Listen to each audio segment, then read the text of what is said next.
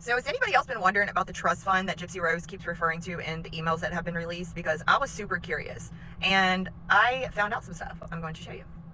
So I don't know who this message is to. I'm sure a lot of y'all have already seen this, but this plays a part in the trust fund. Trust me. Gypsy is telling someone, so I am not a millionaire in the least. And then she shows a screenshot of her bank account with $7,307.65. And then she says, this is what I have in the bank. My trust fund is down to $45K. Somebody said, where did the trust fund money go? She says, my living expenses. I've been living off of it. I have a $400 health insurance bill every month. Now, we all know that she has came out publicly in interviews, magazine stuff. She has said, even on, I think, a news interview she did with maybe 2020, if I'm not mistaken, she said that she never got paid for the act, that they stole her story and she was not paid, right? The emails say otherwise.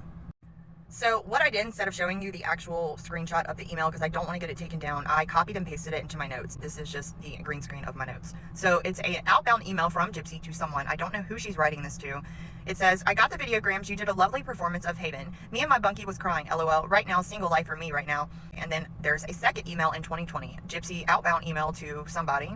It says, by the way, blank blank, who worked on the act, contacted me. He wants to make a trust fund for me when I get released. I sent him an email telling him that I do accept because I feel I do deserve it after we were all screwed over. It wasn't to him, but I did explain how betrayed I felt by blank blank. He seems nice and seems to want to do this out his own desire.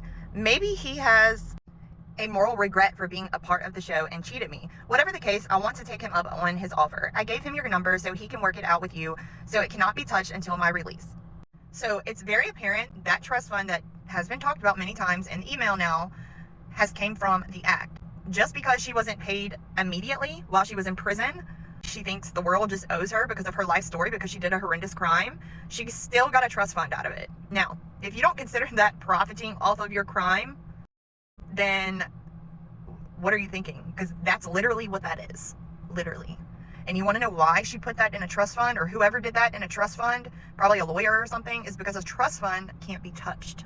Can't be touched. If the Petries, just say for example, the Petries want to sue her for money or something wrongful, DEATH, of their sister, that money there can't be touched because it's in a trust fund.